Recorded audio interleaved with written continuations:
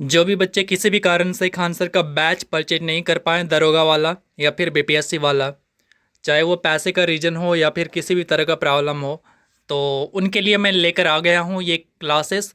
उनका जो नोट्स है उनको मैं पूरा का पूरा आपको रिवाइज करा दूंगा। चाहे आप दरोगा की तैयारी कर रहे हैं या फिर बीपीएससी की, तो आप इसको कर जाना, या फिर आप इसके अलावा भी जहाँ पे पॉलिटी आते हैं तो आप उसके लिए ये चीज़ कर लेना, क्योंकि यहाँ पर पूरे के पूरे एक बार में आपका पूरा का पूरा जितना भी क्वेश्चन है पॉलिटी का वो आपको कराया जा रहा है। तो आप इसको कर लेना अच्छे से, चाहे आप एनटीपीसी की तैयारी कर रहे हो या फिर ग्रुप डी की कर रहे हो या फिर सीजीएल की कर रहे हो या फिर एसएससी जीडी की करो या बिहार पुलिस की करो, किसी भी की कर रहे हो, अगर वहाँ पे पॉलिटी पूछे जाते हैं तो आप देख लेना। तो चलिए हम इसको स्टार्ट करते हैं, और वीडियो जब लास्ट हो जाएगा तो मैं आपको बता दूंगा कि इसका ये जो आपको नोट्स है, ये नोट्स भी मैं आपको प्रोवाइड करा दूंगा विद आंसर। सो आप परेशान मत होना, पहले जो है पूरे के पूरे आप में अगर जज्बा हो, जुनून हो एसआई बनने की या फिर किसी भी सरकारी जॉब को पाने की, तो आप पहले पूरे के पूरे क्लास को कर लो, और उसके बाद फिर मैं नोट के बारे में बता दूंगा वो कहाँ पे मिलेगा। तो चलिए हम क्लास को स्टार्ट करते हैं, और ये क्वेश्चन के माध्यम से आपका पूरा का पूरा ये कंप्लीट होगा। सो आप देखिए यहाँ पे पहला क्वेश्चन है और ये पॉलिटी है, और वन बाय वन सारा करा दूंगा अगर आप अच्छे से सपोर्ट करेंगे तो देखिए यहाँ पे है, भारत के संविधान के अंतर्गत निम्नलिखित में से किसको राज्य की सीमाओं को परिवर्तित करने की शक्ति प्राप्त है। तो संविधान के अंतर्गत हम देखें अगर, तो किसको राज्य के अंदर जो इसके सीमा है उसको परिवर्तित करने की शक्ति है, तो ये है आपका संसद को। तो ऑप्शन नंबर ए यहाँ पे राइट आंसर हो जाएगा। चलते हैं अगले क्वेश्चन की ओर, और ये वीडियो लंबा चलेगा, बस आपके अंदर अगर जज्बा हो तभी बनना शुरू से अंत तक, और वरना स्किप करने तो हर कोई आते हैं, लेकिन आप अगर थ्योरी पढ़े हुए हैं और कंप्लीट इसको अगर आप कर लेते हैं तो उस थ्योरी का भी रिवीजन हो जाएगा, क्वेश्चन आंसर भी आपका हो जाएगा, कंप्लीट हो जाएगा। बस आप परेशान मत होना और अच्छे से लग जाओ, और मैं पूरा का पूरा नोट्स आपको प्रोवाइड कर दूंगा। आप बार बार रिवाइज कर लेना, और ये जितने भी क्वेश्चन है दरोगा, बीपीएससी और बिहार के जितने भी एग्जाम आते हैं वो उसमें सारे के सारे पूछे हुए, और पॉलिटी में क्वेश्चन अगर आपको एनटीपीसी में पूछेंगे तो क्या अलग थोड़ी ना पूछेगा। अगर यहाँ पे आप देख पा रहे हैं कि यहाँ पे कह रहे हैं कि मूल हमारा जो भारत है, भारत में शुरू में कितने राज्य केंद्र शासित थे, तो क्या एनटीपीसी में अलग पूछेगा या फिर हमें बीपीएससी में अलग पूछेगा? क्वेश्चन तो वही रहेगा, बस लैंग्वेज अलग अलग रहेगा। तो देखिए दूसरा जो क्वेश्चन है हमारा ये क्या है, राज्य पुनर्गठन आयोग ने 1 नवंबर 1956 को कितने राज्य तथा कितने संघ शासित राज्य बनाए? अगर ये चीज़ आपको, बहुत सारे बच्चे इसमें कंफ्यूज रहते हैं, और अगर आपको ये नहीं पता है तो आप याद कर लेना, ये है 14 तो 14 राज्य थे शुरू में, और उसके बाद जो हमारे यहाँ 6 केंद्र शासित प्रदेश थे, जबकि वर्तमान में आपको क्या रेशियो याद रखना है, 28-8, 28-8, 28 हमारा राज्य है और 8 क्या है, केंद्र शासित प्रदेश है। ये बिल्कुल करंट अपडेट है आपका, 29 सितंबर 2021 का रिकॉर्ड है ये, ठीक है। और आगे ये चेंज हो सकता है, सो आप देख लेना, बाकी ये अभी करंट स्टेटस है। चलिए आगे देखते हैं, अगला क्वेश्चन है आपसे, संविधान के निम्नांकित में से किस प्रावधान के अंतर्गत भारतीय संसद को नया राज्य बनाने का अधिकार है? तो यानी यहाँ पे आपको कह रहा है कि संविधान का जो पार्ट है संसद, उस संसद को, भारतीय संसद को नया राज्य बनाने का जो अधिकार है वो किस अनुच्छेद के अंतर्गत दिया गया है? तो ये जो दिया गया है ऑप्शन नंबर सी, तो आर्टिकल 3 के अंतर्गत जो है इनको दिया गया है, ये प्रावधान किया गया है कि जो भारतीय संसद है ये किसी भी नए राज्य का निर्माण कर सकता है, ठीक है। चलिए आगे चलते हैं, अगला है सवाल नंबर 4। यहाँ पे आपसे नए राज्यों के गठन की शक्ति किस में निहित है, मतलब नए राज्य का निर्माण कौन कर सकता है? तो अभी अभी तुरंत हम लोगों ने पढ़ा, तो यह है संसद। कौन? संसद यानी पार्लियामेंट। और चलते हैं आगे, तो अगला सवाल आपसे, निम्नलिखित में से संविधान संशोधन में से किसके द्वारा सिक्किम को विधिवत भारत संघ के एक पूर्ण राज्य के रूप में सम्मिलित किया गया? मतलब ये कह रहा है कि जो हमारा सिक्किम राज्य है, सिक्किम राज्य को किस संविधान संशोधन के तहत जो है हमारे भारतीय राज्यों में राज्य के रूप में इसको मिला लिया गया? तो अगर हम इसकी बात करें तो सिक्किम है आपका 36। देखिए कैसे याद रखिएगा, ये बहुत टफ होता है और सवाल भी आते हैं, मतलब याद रखना बहुत टफ होता है। तो सिक्किम को बोलिए सिक्का, क्या बोलना है, सिक्किम को बोलिए सिक्का। सिक्का कितने आपके पास कितना सिक्का है? तो 36 सिक्का है, बस हो गया, सिंपली, ज़्यादा टेंशन नहीं लेना है। आगे देखिए, आगे है आपका भारत के प्रथम अनुच्छेद के अनुसार भारत क्या है? तो भारत का जो प्रथम अनुच्छेद है उसके अकॉर्डिंग ये कहा जाता है कि भारत जो है राज्यों का क्या है? तो भारत जो है राज्यों का संघ, हम लोगों ने संघ पढ़ा है तो यहाँ भी हम वही कहेंगे, और उसी को इंग्लिश में क्या कहते हैं? यूनियन कहते हैं। तो यहाँ पे हो गया डी नंबर, राज्यों का यूनियन है, मतलब राज्यों का संघ है। तो इस चीज को आप ध्यान में रखना। आगे चलते हैं, अगला सवाल है आपसे 7 नंबर। 7 नंबर में क्या कह रहे हैं कि भारतीय संघ के अंतर्गत किसी राज्य को मिलाने का अधिकार किसे है? मतलब किसी भी राज्य को मिलाने का अधिकार किसके पास है? तो क्लियर सी बात है, यहाँ पे किसके पास होगा? तो संसद के पास है। संसद के पास है कि वो किसी भी नए राज्य को निर्माण कर सकता है, किसी दो राज्यों को काट छांट के वो एक तीसरा राज्य बना सकता है, किसी एक राज्य को काट छांट कर एक नया राज्य बना सकता है। मतलब ये सारे के सारे जो शक्ति हैं ये किसको दिया गया है? तो ये दिया गया है संसद को दिया गया है। किसको दिया गया है?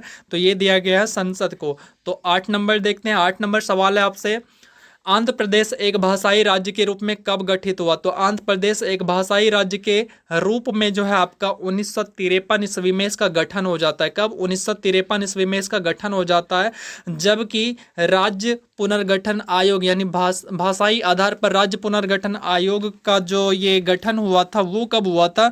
तो ये भी आपको क्लियर रखना है। तो ये हुआ था 1956 में, जो कि आपका सवाल नंबर 9 कह रहा है आपसे। तो दोनों सवाल हो गया। चलिए 10 नंबर सवाल में, 10 नंबर सवाल में आपसे क्या कह रहा है कि भारत में संघ राज्यों का प्रशासन होता है, यानी जो संघ शासित राज्य होते हैं, मतलब केंद्र शासित राज्य। अभी हमारे यहाँ कितने हैं? तो टोटल 8 हैं। तो यहाँ पे वही कह रहा है कि जो हमारे यहाँ संघ शासित राज्य होते हैं वहाँ पे किनका प्रशासन होता है, मतलब देख रेख कौन करते हैं? कहने का मतलब हमारे राज्यों में मुख्यमंत्री होते हैं, और तो मुख्यमंत्री के द्वारा मतलब विधानसभा होते हैं, और उसी के थ्रू जो है मुख्यमंत्री क्या करते हैं? राज्य को संचालित करते हैं। तो उसी तरह से जो है संघ शासित प्रदेश जो होते हैं, जो हमारे केंद्र शासित प्रदेश होते हैं, वहाँ पे शासन करने वाला कौन होता है? तो वहाँ पे जो शासन करने वाला होता है वो होता है हमारा राष्ट्रपति होते हैं, और राष्ट्रपति वहाँ पे किसी न किसी को नियुक्त करते हैं, उनको हम प्रशासक कहते हैं। तो उम्मीद करते हैं ये चीज़ आपको क्लियर हुआ होगा। चलिए आगे आपका जम्मू कश्मीर और लद्दाख के दो अलग केंद्र शासित प्रदेश घोषित करने के बाद भारत में कुल राज्यों की संख्या कितनी है? तो लीजिए सवाल फिर से वही आ ही गया कि राज्यों की कुल संख्या कितनी है। अगर इसकी बात करें तो वर्तमान में 28 है।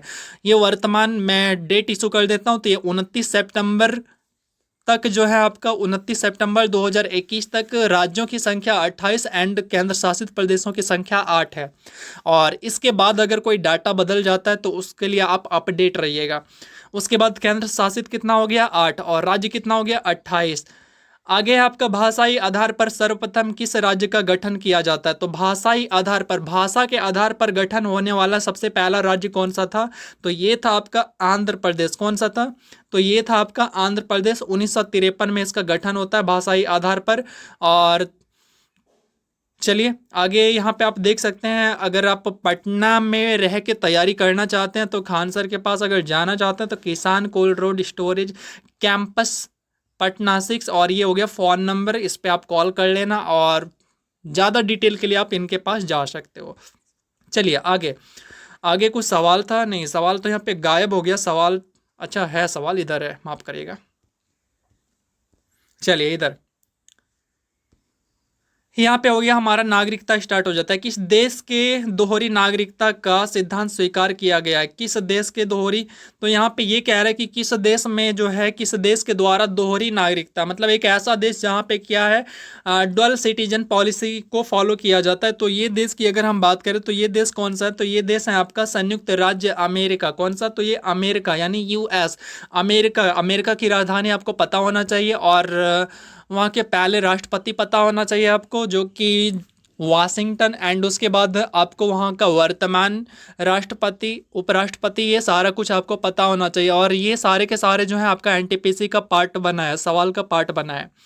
और आगे चलते हैं, अगला सवाल आपसे, भारत में नागरिकता की निम्नलिखित विशेषताओं में से कौन सी सही है? मतलब नागरिकता के बारे में कौन सा ऐसा लाइन है जो कि सही कहा गया है, आपको ये बताना है। आप इसको यहाँ पे पाउज करके भी आंसर कर सकते हैं। तो चलिए हम वन बाय वन पहले देखते हैं।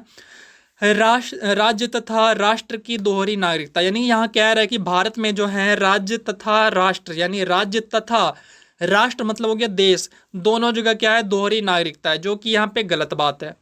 हमारे यहाँ तो दोहरी नागरिकता नहीं है, एकल नागरिकता है। उसके बाद यहाँ पे कह रहा है कि राज्य की एकल नागरिकता है, ये भी बात गलत है। राज्य की हमें कोई नागरिकता नहीं लेना पड़ता है। आप राज्य के नागरिक हैं या नहीं है, इससे कोई लेना देना नहीं है, या फिर इसको प्रूफ करने की हमें कोई जरूरत नहीं होता है। उसके बाद संपूर्ण भारत की एकल नागरिकता, तो ये बात बिल्कुल सही है, ऑप्शन नंबर सी।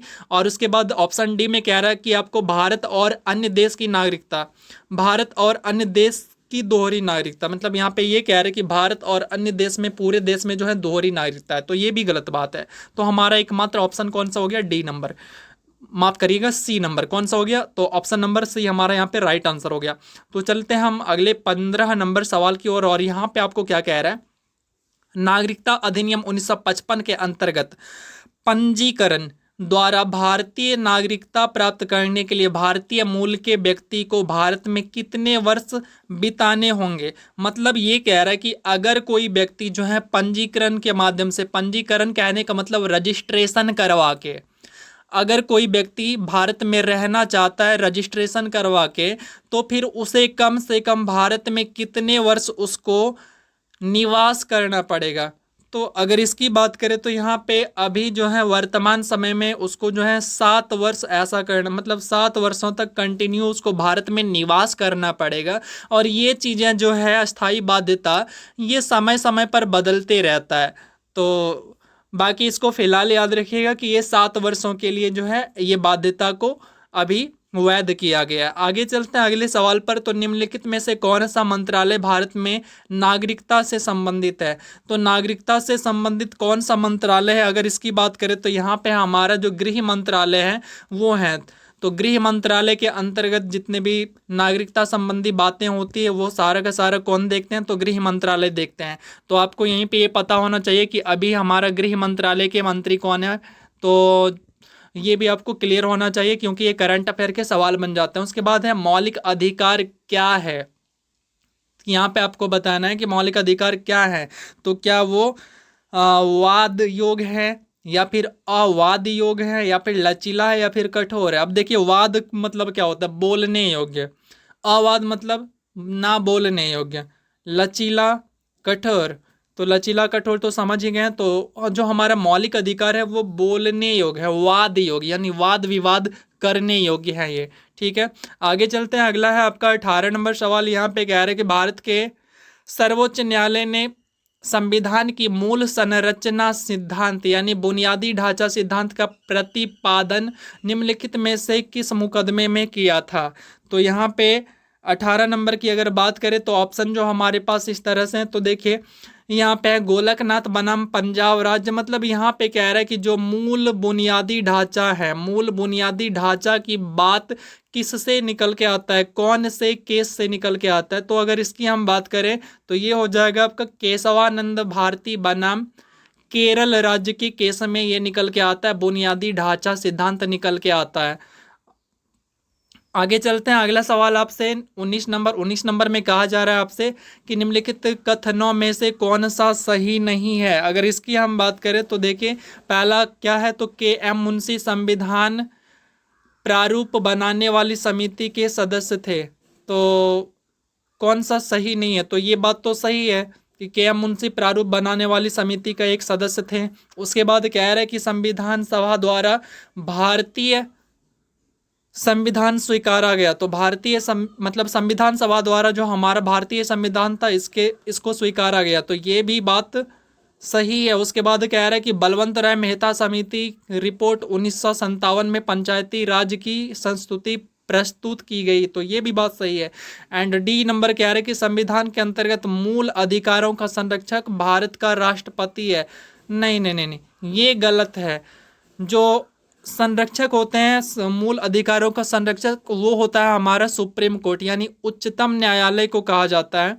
और तो अगर यहाँ पे हम आंसर की बात करें तो आंसर तो हमारा ऑप्शन नंबर डी हो जाएगा, जो कि ये एक गलत बात है। ठीक है, चलते हैं हम अगले सवाल की ओर। अगला सवाल आपसे निम्नलिखित में से किस एक को नागरिकों के मौलिक अधिकारों का रक्षक तथा भारत के संविधान का अभिभावक माना जाता है।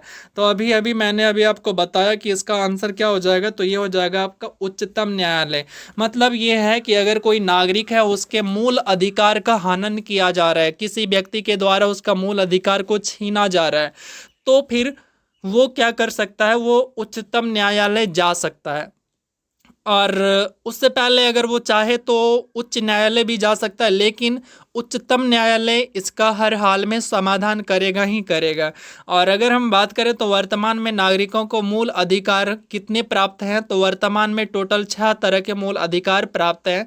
और जो शुरू में था, शुरू में यानी मूल संविधान के बाद जो है इसको टोटल 7 तरह के मूल अधिकार नागरिकों को प्राप्त था, जिसमें से कि 44वें संविधान संशोधन के द्वारा जो है संपत्ति के अधिकार को मूल अधिकार से हटा के इसको विधिक अधिकार बना दिया गया, कानूनी अधिकार बना दिया गया। और इस प्रकार से हमारे पास फिलहाल में, मतलब नागरिकों के पास फिलहाल में 6 प्रकार के मौलिक अधिकार हैं। तो चलिए आगे चलते हैं। आगे है हमारा 21। भारतीय संविधान का निम्नलिखित में से कौन सा अनुच्छेद यह निर्धारित करता है कि राज्य कोष से संपोषित कुआं, तालाब एवं स्नान घाटों का प्रयोग करने से किसी भी नागरिक को वंचित नहीं किया जा सकता है। तो यहाँ पे अगर हम ऑप्शन देखें तो चलिए ऑप्शन पे चलते हैं। तो ऑप्शन हमारे पास है, तो यहाँ पे जो हमारा आंसर होने वाला है, ये होने वाला है क्या, तो ये होने वाला है ऑप्शन नंबर बी। तो देखिए ऑप्शन नंबर बी मतलब अनुच्छेद 15। अनुच्छेद 15 में कहा क्या गया है कि ये कहा गया है कि जाति, धर्म, जन्म स्थान और इन सभी के आधार पर किसी के भी साथ हम भेदभाव नहीं कर सकते हैं। ठीक है, इन सभी के आधार पे हम भेदभाव नहीं कर सकते हैं। तो इसके अकॉर्डिंग, क्वेश्चन के अकॉर्डिंग हमारा आंसर ऑप्शन नंबर बी हो जाएगा। और उसके बाद आपको अनुच्छेद 17 भी पता होना चाहिए, अनुच्छेद 16 भी पता होना चाहिए, अनुच्छेद 14 भी पता होना चाहिए। ये सारा का सारा आपको पता होना चाहिए। अनुच्छेद 16 में क्या है, तो नियोजन में अवसर की समानता। नियोजन का मतलब होता है नौकरी, जिसके लिए आप अभी पढ़ाई कर रहे हैं जी जान लगा के।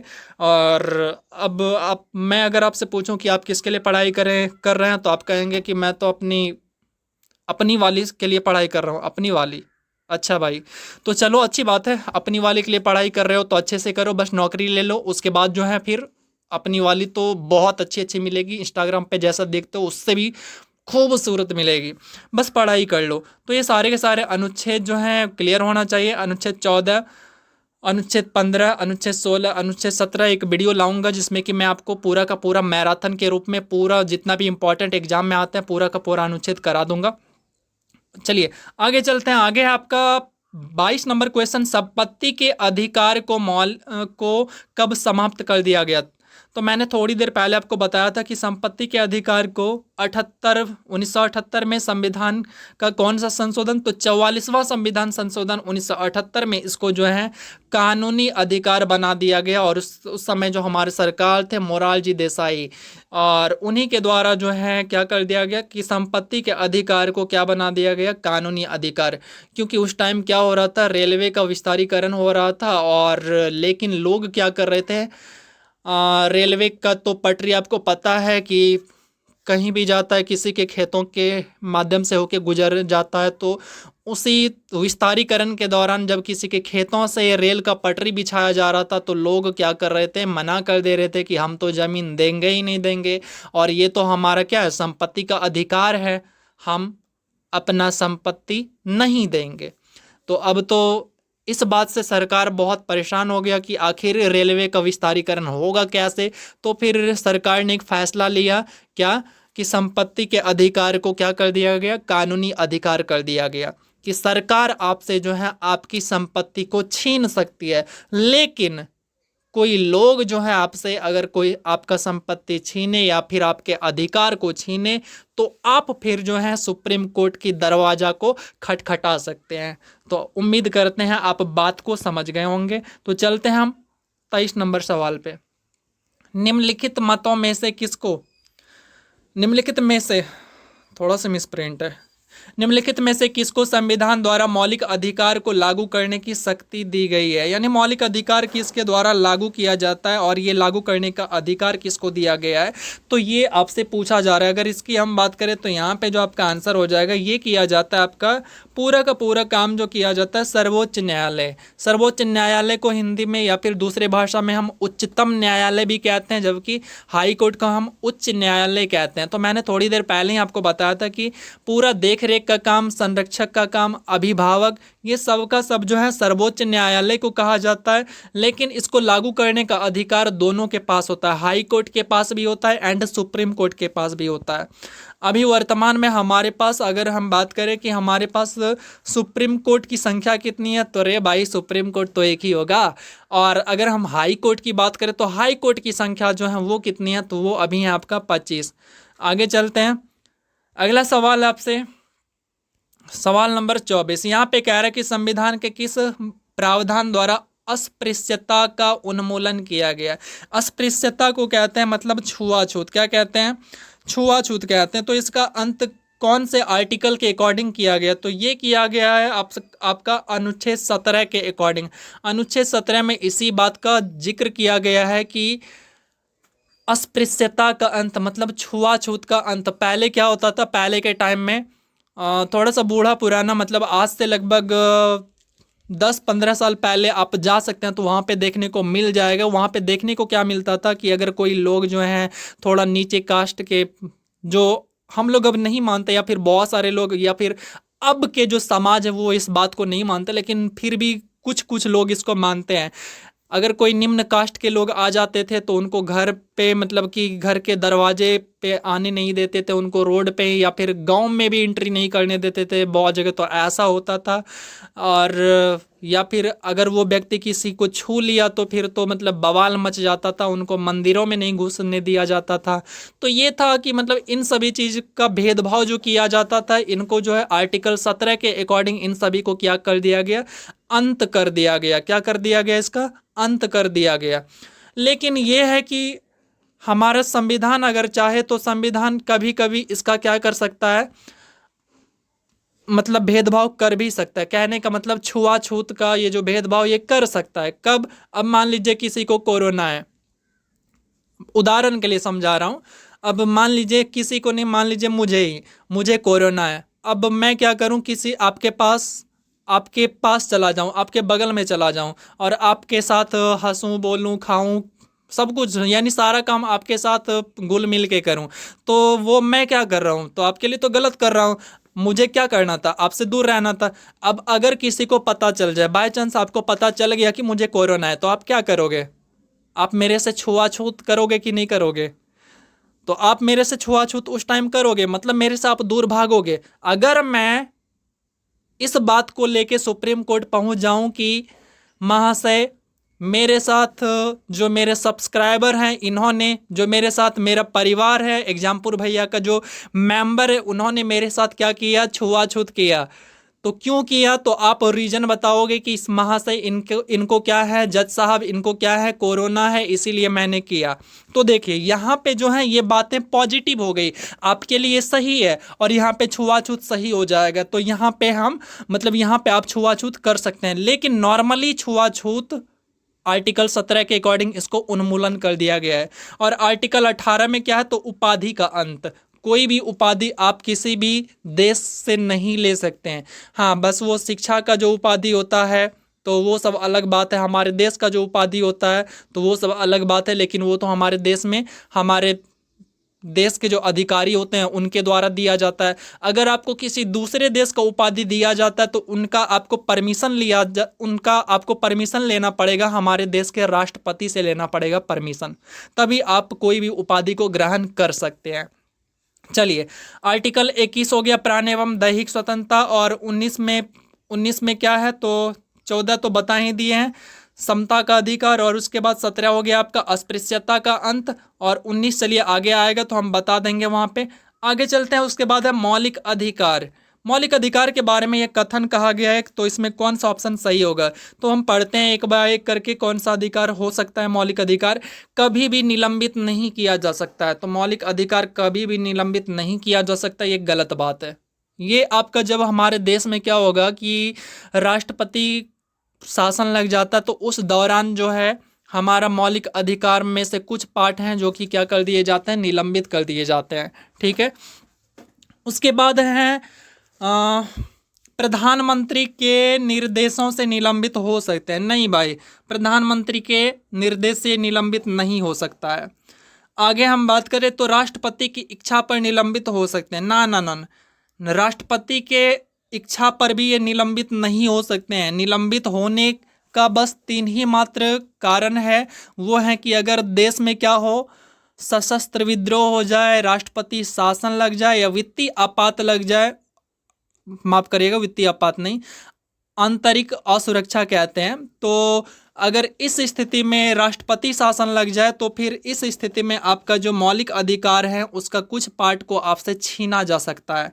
तो यहाँ पे ऑप्शन नंबर डी क्या है, आपातकालीन स्थिति में निलंबित किए जा सकते हैं। बिल्कुल सही बात है। आपातकालीन स्थिति में अगर आपके यहाँ अनुच्छेद 356 लग जाए, मतलब राष्ट्रपति शासन लग जाए, तो यहाँ पे आपका जो मौलिक अधिकार है, हमारे देश में अगर राष्ट्रपति शासन लग जाए तो मौलिक अधिकार को निलंबित किया जा सकता है। लेकिन 20 और 21 कभी भी किसी भी परिस्थिति में निलंबित नहीं किया जाएगा। ठीक है। बाकी इसका भी काट है, 20 और 21 को भी किसी एक परिस्थिति, कोई एक परिस्थिति है जिसके लिए निलंबित किया जाता है। जैसे आप क्या करिए, किसी का मर्डर कर लीजिए, और तो मर्डर कर लीजिएगा तो आप तो हमारे देश के लिए घातक हो गए, तो क्या आपको मतलब आपको भी तो उसके बदले में सज़ा मिलना चाहिए। अब क्या हुआ, जज साहब ने आपको फांसी की सज़ा सुना दिया, तो फांसी की सज़ा सुना दिया तो आप क्या कहेंगे कि जज साहब मुझे तो फांसी तो मिल ही नहीं सकता। क्यों नहीं मिल सकता? क्योंकि हमारे पास अनुच्छेद 21 और अनुच्छेद 20 और 21 प्राप्त हैं, जो कि हमें कहता है प्राण एवं दैहिक स्वतंत्रता, मतलब हमारे प्राणों की स्वतंत्रता कोई नहीं छीन सकता, हमारा प्राण मेरे से कोई नहीं ले सकता। ना हम खुद भी अपनी प्राण को नहीं ले सकते। इसीलिए क्या है, सुसाइड करना क्या है, सुसाइड करना अपराध है। अगर सुसाइड कर लिया, आप टपक गए, तब तो फिर कोई बात ही नहीं है। अगर सुसाइड कर लिया और टपके नहीं, बच गए, तब तो बड़ी लफड़ा है। ठीक है। तो हम अपना प्राण खुद से भी नहीं ले सकते। तो उम्मीद करते हैं ये बातें आप समझ गए होंगे। चलते हैं अगले सवाल पे। देखिए 26 नंबर सवाल यहाँ पे कह रहा है कि international covenant on civil and political rights के अनुच्छेद द्वारा बाल अधिकार को सुरक्षित किया गया है। तो यहाँ पे ये कह रहा है कि ये जो आप देख पा रहे हैं, ये क्या लिखा हुआ है, international covenant on civil and political rights. ये एक संस्था है जिसके द्वारा जो है क्या किया गया है कि जो बच्चे होते हैं, बच्चे के अधिकार को सुरक्षित रखा जाता है। तो कौन से मतलब कौन सा अनुच्छेद के अकॉर्डिंग जो है बच्चे के अधिकार, कितने वर्ष का, तो 14 वर्ष तक के बच्चे जो है काम नहीं कर सकते। तो ये वाला जो अधिकार है उसके लिए जो आर्टिकल दिया गया है, कौन सा आर्टिकल है मतलब अनुच्छेद है, तो कैसे याद रखिएगा। देखिए मैंने कौन सा उम्र बताया बच्चों का, तो बच्चों का उम्र 14, 10 जोड़ दीजिए आप तो 24 हो गया। तो ऑप्शन नंबर बी हो गया।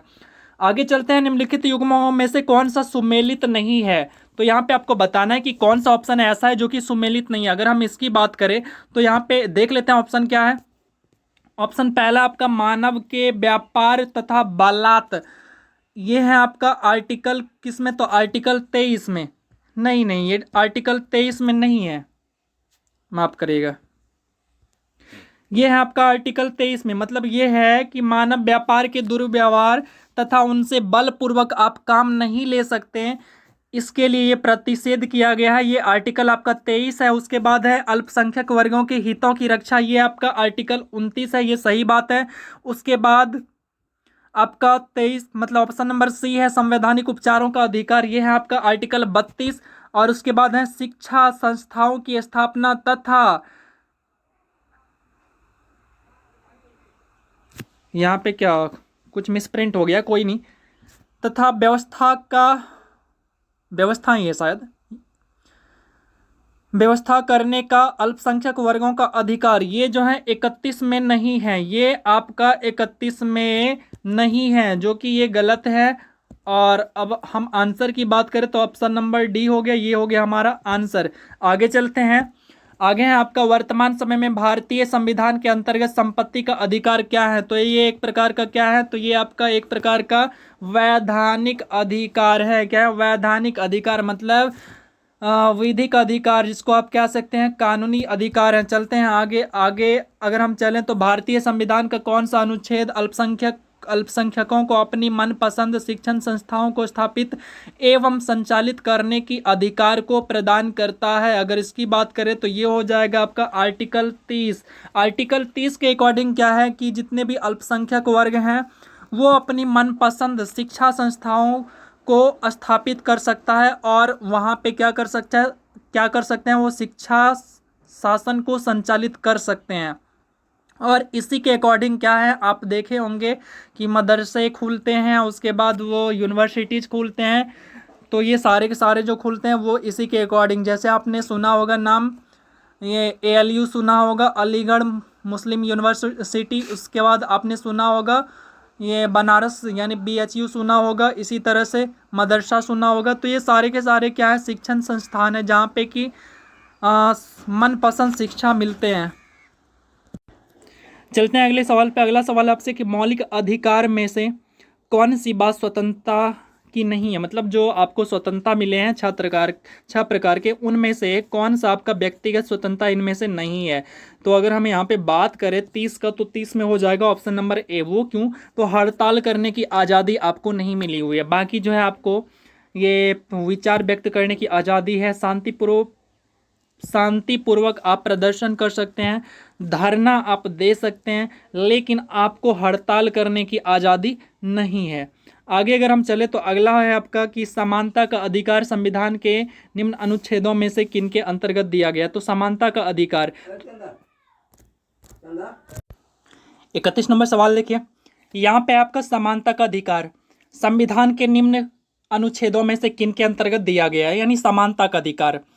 तो ये समानता का जो अधिकार दिया गया है आपको, ये कौन सा दिया गया है, यहाँ पे अगर आंसर की बात करें तो ये दिया गया है आपका ऑप्शन नंबर सी, मतलब आर्टिकल 15 के अकॉर्डिंग। देखिए यहाँ पे क्या है कि 15 में धर्म, वंश, जाति, लिंग, जन्म स्थान के आधार पर हम विभेद नहीं कर सकते हैं, ठीक है। और उसके बाद 14 में क्या है, ये है आपका समता का अधिकार। और 16 में क्या है, नियोजन में अवसर की समानता। तो इसको आप ध्यान में रखिएगा। और बाय चांस अगर कोई आंसर गलत हो जाता है तो उसके लिए माफ़ी चाहूँगा, आप बस कमेंट कर देना कि उसका सही क्या है। और बाकी इसका मैं जब आपको PDF प्रोवाइड कराऊंगा तो आपको आंसर सेट भी मिल जाएगा, जो कि खान सर के द्वारा प्रोवाइड है। और ये आपको PDF पूरा का पूरा नोट्स भी मिल जाएगा। चलते हैं आगे। अगला सवाल आपसे कि निम्नलिखित नीचे दिए गए कूट में से सही उत्तर का चयन करिए। तो कूट दिया गया है, यहाँ पे क्या करिए, इस कूट को धर के कूट दीजिए। चलिए इस कूट को देखते हैं क्या है कूट। यही तो है, ठीक है। आते हैं यहाँ पे, इस कूट में कौन कौन सा सही है तो आपको ये बताना है। यहाँ पे कुछ दिया, यहाँ बस ऑप्शन चुनना है। चलिए इसको देखते हैं, इसको पढ़ते हैं और इसको समझते हैं क्या है। देखिए यहाँ पे कह रहा है कि निम्नलिखित में से किन्हें सर्वोच्च न्यायालय ने मौलिक अधिकार के रूप में मान्यता दी है। आवास का अधिकार, मतलब आपके पास घर द्वार ये होना चाहिए, ये अधिकार है आपके पास। जी हाँ, ये हमारे पास अधिकार है।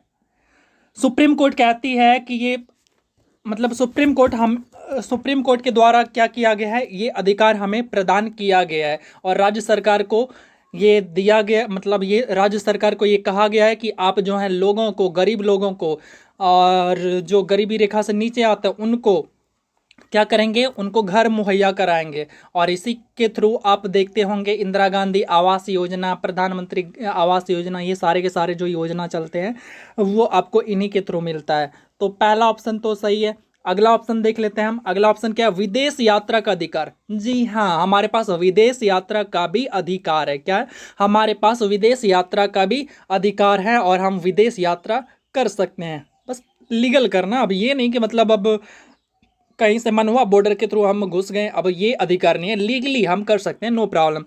अगला है, यानी दूसरा भी सही है। अब तीसरा देखिए, समान कार्य के लिए समान वेतन का अधिकार। तो इसकी अगर हम बात करें तो ये हमारे सर्वोच्च न्यायालय के द्वारा नहीं कहा गया, उसके बाद 3 ऑप्शन हो गए। तो अगर इनमें से हम अगर बात करें तो हमारा कौन कौन सही हो रहा है, तो ऑप्शन ए, 1 और 2 दोनों सही हो रहा है, तो ये हो गया। चलते हैं हम अगले सवाल की ओर। भारत में रहने वाला ब्रिटिश नागरिक दावा नहीं कर सकता है, क्या चीज का दावा नहीं कर सकता? तो पहला हमारा व्यापार और व्यवसाय की स्वतंत्रता का अधिकार। अगर कोई ब्रिटिश नागरिक यहाँ पे आके क्या करे, व्यापार और व्यवसाय करे, तो वो क्या होगा, वो चीज का अधिकार उनको यहाँ पे प्राप्त नहीं है, क्योंकि ये अधिकार सिर्फ भारतीयों को प्राप्त है। अगर कोई भारतीय व्यापारी है तो उनको ये सारा का सारा अधिकार प्राप्त है। तो ये वाला ऑप्शन नंबर ए हमारा सही हो गया। बाकी सारे के सारे अधिकार उनको भी प्राप्त हैं, विधि के समक्ष समता का अधिकार, जीवन और व्यक्तिगत स्वतंत्रता का, सुरक्षा का अधिकार, धर्म और स्वतंत्रता का अधिकार। अब कोई विदेशी यहाँ पे अगर आता है तो उसको कहा जाएगा कि सबसे पहले अपना धर्म बदलो, ऐसा नहीं कहा जाएगा। उनको स्वतंत्रता है, उनको अधिकार है, उनको उनका जो भी धर्म है वो अपना धर्म के प्रति स्वतंत्र रह सकता है, इसके लिए उनको रोका टोका नहीं जाएगा। तो हमारा 33 का ए हो गया। चलते हैं आगे। किस वाद ने संसद को मौलिक अधिकारों में संशोधन करने का अधिकार दिया? अगर इसकी बात करें तो ये पहला ही हो जाएगा आपका केशवानंद भारती बनाम पंजाब राज्य, केरल राज्य, माफ करिएगा, गोलकनाथ बनाम पंजाब राज्य। तो केशवानंद भारती बनाम जो आपका ये केरल राज्य था, इसी केस में जो है ये अधिकार मिला, संसद को अधिकार मिला कि वो क्या कर सकता है, मौलिक अधिकार में संशोधन कर सकता है। लेकिन आगे जाके यही चीज थोड़ा सा चेंज हो जाता है और ये कहा जाता है कि आप अधिकार में चेंज तो कर सकते हैं, लेकिन किसी भी परिस्थिति में उसके मौलिक ढांचा को, जो मूलभूत ढांचा है, बुनियादी ढांचा, आप उसको परिवर्तन नहीं कर सकते हैं। तो ये बातें जाके आगे कहा जाता है और इसके लिए 42वां संविधान संशोधन भी होता है। आगे बात करते हैं न्यायालय द्वारा जारी किए गए परमादेश के माध्यम से न्यायालय, यहाँ पे कौन सा ऑप्शन सही हो जाएगा? अगर यहाँ पे बात करें किसी व्यक्ति को उपस्थित होने के लिए कहा जा सकता है, यहाँ पे परमादेश के माध्यम से, परमादेश के माध्यम, परमादेश का मतलब होता है परम आदेश, मतलब दिया गया आदेश। तो किसी व्यक्ति को उपस्थित होने के लिए आदेश दिया जा सकता है, नहीं दिया जा सकता है। उसके बाद कह रहा है कि किसी व्यक्ति को कुछ समय के लिए छोड़ा जा सकता है, ये भी नहीं होता है परमादेश के अंतर्गत। उसके बाद है अपने अधीनस्थ न्यायालय से केस मंगा सकता है, तो ये भी नहीं होता है। उसके बाद है किसी व्यक्ति या संस्था को उसके सार्वजनिक दायित्वों तथा कर्तव्य का पालन के लिए जारी किया जाता है। तो ये वाला जो ऑप्शन है, ये वाला ऑप्शन बिल्कुल सही है। अगर कोई लापरवाह व्यक्ति है, वो अपने कर्तव्यों का सही रूप से निर्वहन नहीं कर रहा होता है, अपने पद का दुरुपयोग कर रहा होता है, तो वैसे लापरवाह व्यक्ति के विरुद्ध जो है परमादेश रीट को जारी किया जाता है। आर्टिकल 32 के अकॉर्डिंग, अनुच्छेद 32 के तहत इसको जारी किया जाता है। चलिए आगे देखते हैं।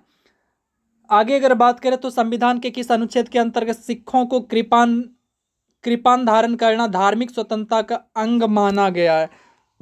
अगर इसकी बात करें तो यहाँ पे हो जाएगा आर्टिकल 25। और आपको पता होगा कि अनुच्छेद 25 से लेके 28 तक क्या है, स्वतंत्रता का अधिकार का जिक्र किया गया है। मतलब इस माफ करिए, स्वतंत्रता का अधिकार नहीं, धार्मिक स्वतंत्रता का अधिकार। कैसा? तो धार्मिक स्वतंत्रता का अधिकार ये आपका 25, आर्टिकल 25 से लेके आर्टिकल 28 के बीच में इसका जिक्र है।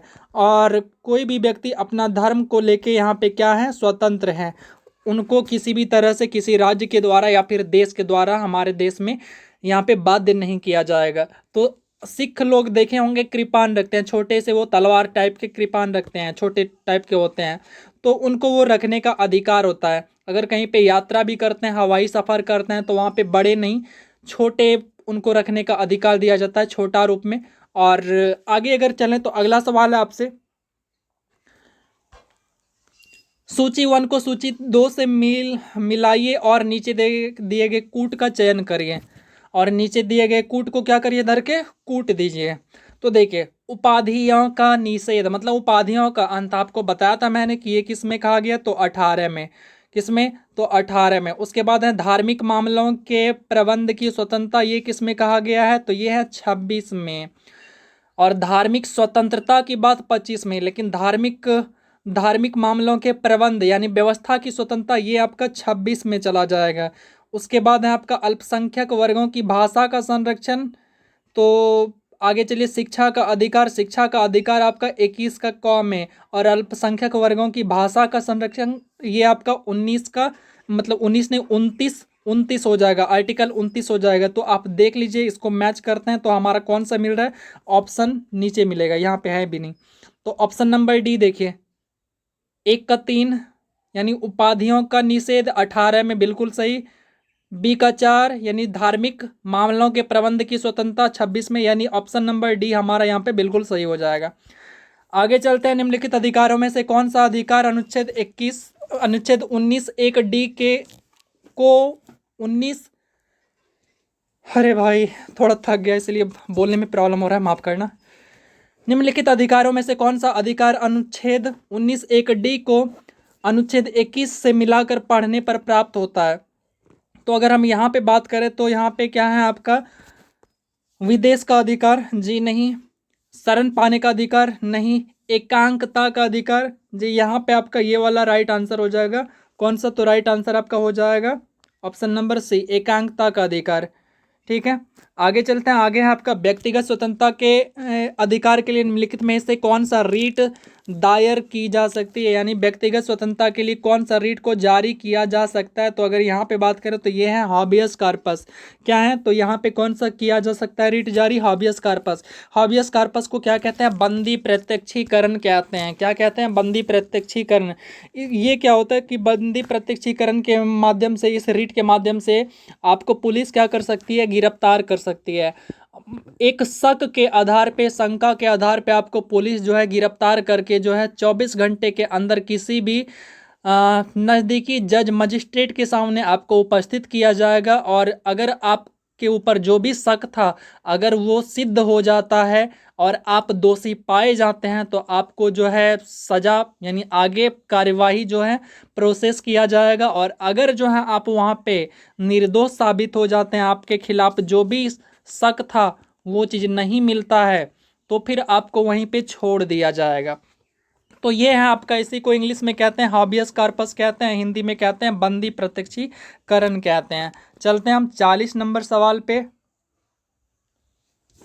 यहाँ पे आपका कि भारतीय संविधान में संशोधन करके शिक्षा का अधिकार कब जोड़ा गया। तो शिक्षा का अधिकार जो जोड़ा गया था, ये जोड़ा गया था आपका 1 अप्रैल 2010 को। ये पूरा का पूरा डेट ही याद रखिएगा, क्योंकि सवाल सीधे आया हुआ है और ये जितना भी सवाल है ना आपका एग्जाम का है, सो आप ये परेशान मत होइएगा। और पूरा चैप्टर यानी पूरा का पूरा पॉलिटी का यहाँ पे आपका एक एक चैप्टर का क्वेश्चन है, सारा चैप्टर का क्वेश्चन है। और आप अगर किसी भी एग्जाम की तैयारी कर रहे हैं जहाँ पे पॉलिटी आते हैं, तो मस्त होके बिंदास होके एकदम चकाचक होके पढ़ाई करिए, कोई प्रॉब्लम नहीं है। पूरा वीडियो को और पूरा क्वेश्चन को आप अटेम्प्ट करिए। आगे चलते हैं, अगला क्वेश्चन आपसे, किसी न्यायालय अथवा न्यायाधिकरण के आदेश को रद्द करने के लिए निम्नलिखित में से कौन सी रीट जारी की जाती है। और कौन सी रीट जारी की जाती है, मतलब यहाँ पे ये कह रहा है कि जो हाई कोर्ट द्वारा कोई भी अगर न्याय वो दे रखा हो, अगर उसको रद्द करना हो तो वो रद्द कौन करेंगे। तो जी इनके मतलब कि हाई कोर्ट से ऊपर किसको अधिकार होता है, तो हाई कोर्ट से ऊपर अधिकार होता है उच्च न्यायालय को। तो उच्च न्यायालय वो जो भी रीट है वो उच्च न्यायालय जारी करेगा। तो आप सीधा सीधा उच्च न्यायालय तो 2 ही रीट जारी करते हैं, किसके लिए, वो करते हैं हाई कोर्ट के लिए। तो 2 रीट, उनमें से कौन सा रीट है, तो आप यहाँ पे ऐसे भी बता सकते हैं। और अगर यहाँ पे बात करें हम, तो आंसर यहाँ पे हो जाएगा आपका उत्प्रेषण। क्या हो जाएगा, उत्प्रेषण हो जाएगा। आगे चलते हैं, अगला है सवाल आपसे 42 नंबर, संविधान के अंतर्गत बंदी प्रत्यक्षीकरण, थोड़ी देर पहले हम लोगों ने पढ़ा था हैबियस कॉर्पस, वही है बंदी प्रत्यक्षीकरण। समादेश जारी करने, हिंदी में समादेश और इंग्लिश में रीट कहते हैं इसी को, जारी करने का अधिकार निम्नलिखित में से किसके पास निहित होता है। तो बंदी प्रत्यक्षीकरण का जो रीट है, ये जो है उच्चतम न्यायालय और उच्च न्यायालय यानी हाई कोर्ट और सुप्रीम कोर्ट इसको क्या कर सकता है, दोनों इसको जारी कर सकता है। आगे बात करते हैं, अगला सवाल है आपसे संविधान के यानी 43 नंबर सवाल, संविधान के अनुच्छेद 17 और 18 में क्या चीज़ का व्यवस्था किया गया है। 43 की अगर बात करें तो सामाजिक समानता है। क्या है सामाजिक समानता, वो कैसे, तो देखिए अनुच्छेद 17 में क्या है, अस्पृश्यता का अंत, मतलब छुआछूत का अंत। अगर हमारे समाज में छुआछूत जैसी ये एक कुप्रथा रहेगा, तो क्या लगता है आपको, ये समाज में समानता रहेगा, नहीं रहेगा, बिल्कुल भेदभाव रहेगा। क्यों, अगर कोई भी ये छुआछूत कि प्रथा शुरू रहेगा किसी समाज में, तो अगर कोई व्यक्ति आता है किसी समाज में तो वो वहाँ के लोग क्या कहेंगे, तुम मेरे गांव मत आओ, मेरे समाज में मत घुसो, मतलब भेदभाव उत्पन्न होगा। तो इस वजह से ये क्या बता रहा है, आर्टिकल 17 जो है, अनुच्छेद 17 ये सामाजिक समानता को दर्शा रहा है। उसी तरह से जो है अनुच्छेद 18 में है उपाधियों का अंत। उपाधि का अंत, अगर मान लीजिए आप अपने क्लास में हैं और उसी क्लास में सारे बच्चों का नाम तो आपको पता होता है, अगर उसी क्लास में किसी बच्चे का नाम क्या होगा, महाराजा रंजीत सिंह, मतलब एक लड़के का नाम है रंजीत कुमार सिंह, अब उसी के नाम के आगे महाराजा उपाधि लगा हुआ है, तो अब क्या होगा, उसका नाम कोई भी बोलेगा तो उन सभी में से क्या होगा, सभी को लगेगा कि ये शायद महाराजा का बेटा है, या फिर उन सभी में से किसी को थोड़ा सा अलग सा फील होगा, होगा कि नहीं होगा, कि ये श्रेष्ठ है, ये है, वो है। तो इन सभी चीज़ों को, भेदभाव को ख़त्म करने के लिए जो है आर्टिकल 18 लाया गया, और आर्टिकल 18 में तो ये सामाजिक समानता के लिए इसको जो है लाया गया। तो हमारा आंसर हो गया 43 का, ऑप्शन नंबर ए हो गया। चलते हैं हम 44 नंबर सवाल की ओर। यहाँ पे आपसे कहा जा रहा है कि निम्नलिखित में से कौन सा मूल अधिकार विदेशी नागरिकों को प्राप्त नहीं है। तो इनमें से अगर हम बात करें तो 44 में तो विधि के समक्ष समानता का अधिकार, विधि के समक्ष समानता का अधिकार ये वाला प्राप्त है। उसके बाद है अभिव्यक्ति की स्वतंत्रता, अभिव्यक्ति की स्वतंत्रता का अधिकार, तो ये वाला जो अधिकार है, ये वाला स्वतंत्रता यहाँ पे उसको नहीं है। ठीक है, जो विदेशी नागरिक होते हैं उनको अभिव्यक्ति की स्वतंत्रता का अधिकार यहाँ पे उसको नहीं होता है। हमारे पास यानी भारतीय मूल के जितने भी नागरिक हैं, भारतीय जितने भी नागरिक हैं, उनको अभिव्यक्ति की स्वतंत्रता होती है, और उनमें टोटल 6 तरह के अधिकार आते हैं 19(1) के अंतर्गत। 19(1) के अंतर्गत टोटल 6 तरह के आते हैं, जिसको कि आपने ट्रिक से भी याद रखा होगा।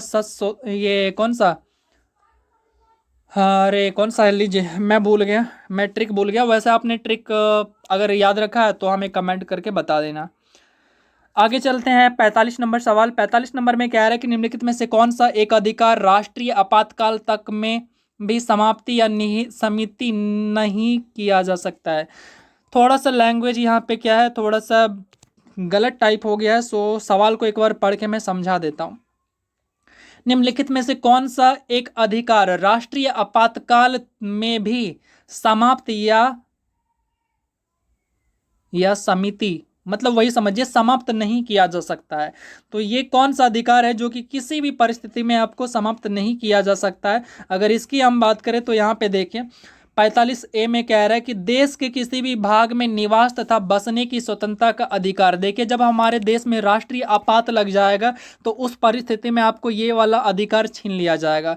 व्यक्तिगत स्वतंत्रता तथा जीवन का अधिकार, जी हाँ, ये वाला जो अधिकार है ना, आपसे कोई भी नहीं छीन सकता, चाहे देश में राष्ट्रीय आपात लगे, वित्तीय आपात लगे, या किसी भी तरह का आपात लगे, तो आपको किसी भी परिस्थिति में आपसे कोई भी व्यक्ति या आप खुद भी अपने जीवन को त्याग नहीं सकते, आप अपने जीवन के अधिकार को नहीं छीन सकते। कहने का मतलब सुसाइड नहीं कर सकते, या फिर आपका कोई भी व्यक्ति प्राण नहीं ले सकता।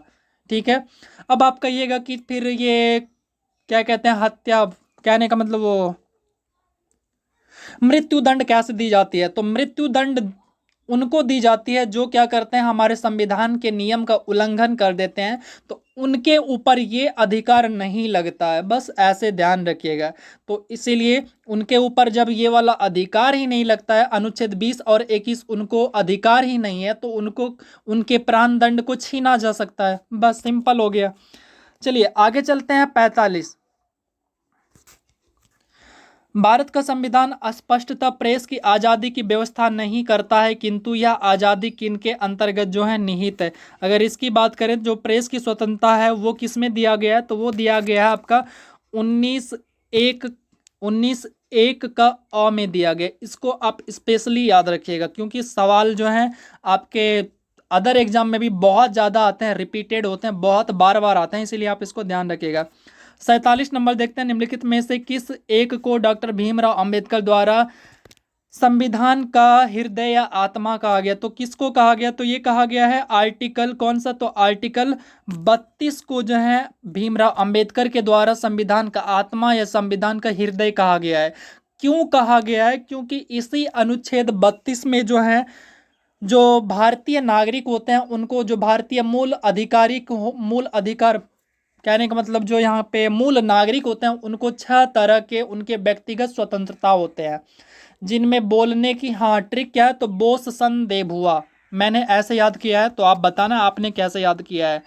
तो बोलने की स्वतंत्रता है, सम्मेलन सम्मेलन करने की स्वतंत्रता है, देश में पूरे भ्रमण करने की स्वतंत्रता है, और उसके बाद आप क्या कर सकते हैं, अपना जीविका पार्जन कर सकते हैं। ये सारा का सारा अधिकार हैं, किसके किसके अंतर्गत हैं? ये सारा का सारा अधिकार जो है हमें आर्टिकल 32 के अकॉर्डिंग, अब आप ही समझिए, अगर किसी व्यक्ति से हम, जो ये 6 तरह के अधिकार हैं, बोलने की स्वतंत्रता, सम्मेलन करने की स्वतंत्रता, तो आप ये समझिए अगर किसी व्यक्ति से सरकार क्या करे, बोलने की स्वतंत्रता ही छीन ले, वो व्यक्ति अब बोल ही नहीं सकता। अगर बोलेगा तो उन पे कानूनी अधिकार, तो क्या होगा अगर वो एक दिन नहीं बोलेगा तो? मौन व्रत समझते हैं ना, तो बस समझ लीजिए, अगर मौन व्रत हो जाए किसके द्वारा, भारत सरकार के द्वारा, अगर उन किसी व्यक्ति के ऊपर मौन व्रत धारण करवा दिया जाए, उनसे ये 6 तरह का जो अधिकार है, बोलने की स्वतंत्रता, सोच के देखिए अगर ये स्वतंत्रता उनसे छीन लिया जाए, बोलने की स्वतंत्रता, सम्मेलन करने की स्वतंत्रता, पूरे देश में घूमने की स्वतंत्रता, उसके बाद बोस सन, और देश देश हो गया, भूमि अर्जन करने की स्वतंत्रता, कहने का मतलब किसी भी राज्य में आप जाके, देश के किसी भी कोने में जाके आप क्या कर सकते हैं, भूमि को अर्जन कर सकते हैं और वहाँ पे बस सकते हैं। लेकिन अब इसका मतलब ये नहीं कि आप क्या करो, भारत पाकिस्तान बॉर्डर पे जाके कहो कि हम तो यहाँ पे ज़मीन लेंगे, ये अधिकार नहीं है आपको। ठीक है, मतलब एकदम जनरली सिंपल, जहां तक आपका आम अधिकार है, आम अधिकार में आप कहीं भी जा आ सकते हैं, कहीं भी भूमि अर्जन कर सकते हैं। अब यही जितना भी अधिकार आपसे छीन लिया जाए, हाँ एक और, आजीविका करने की स्वतंत्रता, कहने का मतलब नौकरी करने की स्वतंत्रता, आप कहीं भी पूरे देश में कहीं भी नौकरी कर सकते हैं। ये अधिकार, ये 6 तरह के जो अधिकार हैं, अगर आपसे छीन लिया जाए तो आप ये सोच के देखो, एक जिंदा लाश बन के नहीं रह जाएगा वो व्यक्ति जिसका अधिकार ये छीन लिया जाएगा, होगा कि नहीं? तो इसीलिए कहा गया है, जिस तरह से अगर किसी शरीर से आत्मा निकल जाने के बाद वो एक जिंदा, एक वो लाश बन जाता है, उसी तरह से अगर किसी व्यक्ति से ये 6 तरह की अधिकार को छीन लिया जाए तो फिर वो भी व्यक्ति एक लाश हो जाएगा। इसीलिए डॉक्टर भीमराव अंबेडकर जी के द्वारा अनुच्छेद 32 को क्या कहा गया है, संविधान का आत्मा कहा गया है, हमारे संविधान का आत्मा या हृदय कहा गया है। बात समझ में आ गया होगा आपको, उम्मीद करते हैं।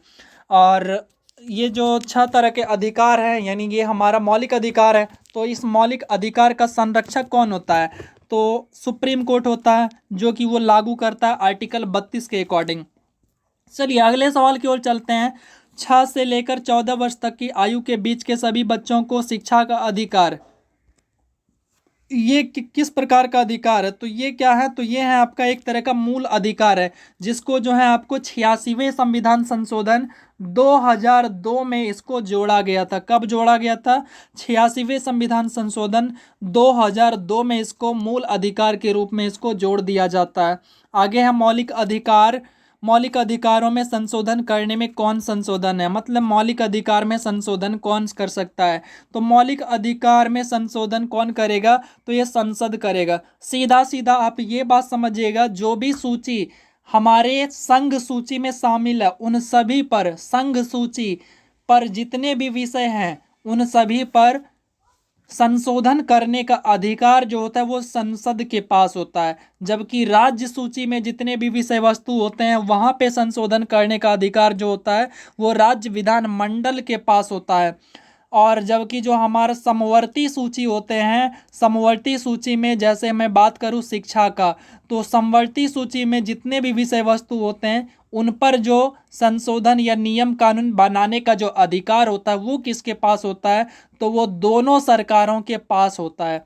राज्य सरकार यानी राज्य विधानमंडल के पास भी होता है और हमारा जो संसद होता है उसके पास भी होता है। आगे चलते हैं, सवाल नंबर 50 है, किस कैदी के न्यायालय के समक्ष प्रस्तुत करवाने के लिए किस रीट की आवश्यकता होती है, किस नहीं, वहाँ पे किसी लिख दीजिएगा, किसी कैदी के न्यायालय के समक्ष प्रस्तुत करवाने के लिए किस रिट की आवश्यकता होगी। अगर इसकी बात करें तो मैंने शुरू में ही बताया था कि किसी भी व्यक्ति को अगर 24 घंटे के अंदर शक के आधार पे गिरफ्तार किया जाता है तो उसे जो है न्यायालय के समक्ष किसी भी मजिस्ट्रेट के सामने उसे 24 घंटे के अंदर क्या करना पड़ेगा, प्रस्तुत करना पड़ेगा। इसी को हम इंग्लिश में कहते हैं हैबियस कॉर्पस कहते हैं, बंदी प्रत्यक्षीकरण को। आगे चलते हैं, सवाल नंबर कौन सा, तो सवाल नंबर 51।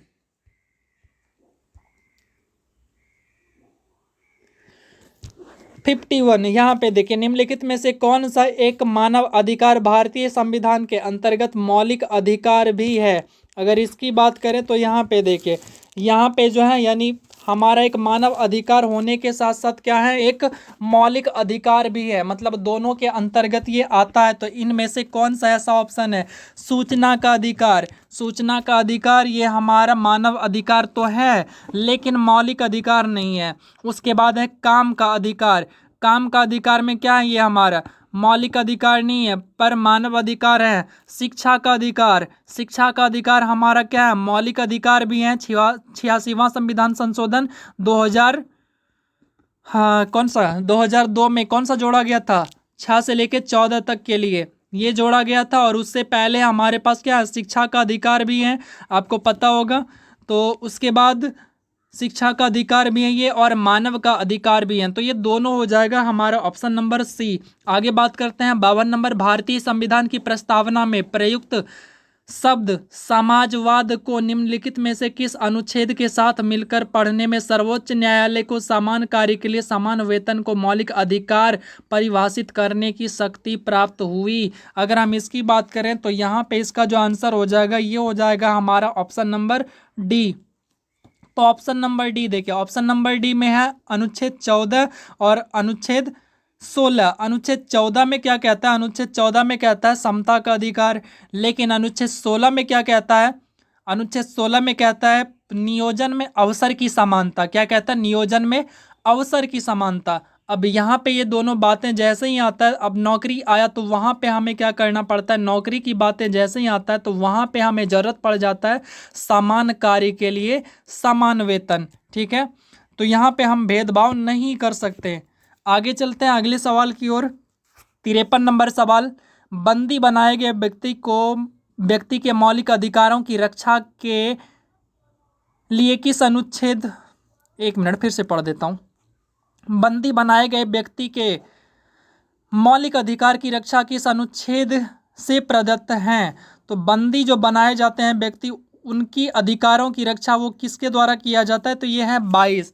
कौन है, 22 निरोध एवं संरक्षण, यहाँ पे है 22, आर्टिकल 22 हो जाएगा। यहाँ पे क्या है कि अगर कोई व्यक्ति को बंदी बनाया गया है और 24 घंटे तक उनको किसी मजिस्ट्रेट के सामने जो है प्रत्यक्ष नहीं किया गया है तो फिर जो है वो व्यक्ति वहाँ पे अपने अधिकारी जो भी हैं उनसे वो पूछ सकते हैं कि हमें किस जुर्म में, किस आधार पे हमें गिरफ्तार किया गया है, तो वो अपने अधिकारों का उपयोग कर सकता है अनुच्छेद 32 के अकॉर्डिंग। आगे चलते हैं, ये प्रत्यक्ष बंदीकरण अधिनियम के अंतर्गत एक व्यक्ति बिना मुकदमा चलाए बंदी बनाया जा सकता है कितने माह के लिए।